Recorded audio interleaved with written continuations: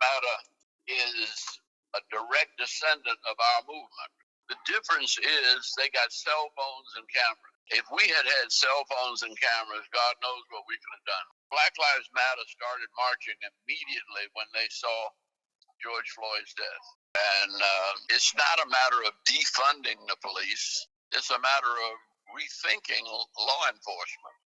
And that little difference, the Republicans have rallied, well, I shouldn't say Republicans, just say racists have rallied the country against Black Lives Matter because of a few slogans that they distorted.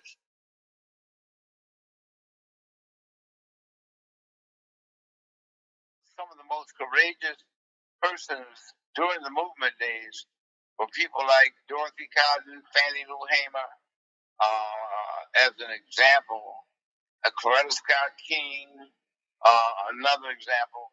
These are women I knew and that I worked with during the movement days. As a matter of fact, it was Septima Clark who really tutored me on racial discrimination in the South. Septima Clark, Fannie Lou Hamer, Dorothy Cotton, Jean Young, all very brave women who was apparently involved, well, not apparently, they were involved in the movements of social change in the South. So women have not received credit. And I think my black brothers have been a little chauvinistic in that regard. Never received credit for the work they've done in the movement.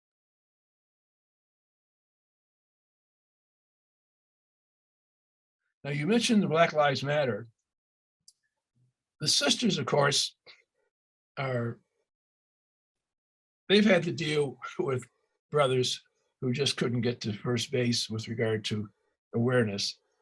And they've gone ahead and ironically, on the heels of the death of often Black men, these sisters have come together to spread the word and to awaken us. But what I fear is that elites will cherry pick some of the objectives of the Black Lives Matter movement.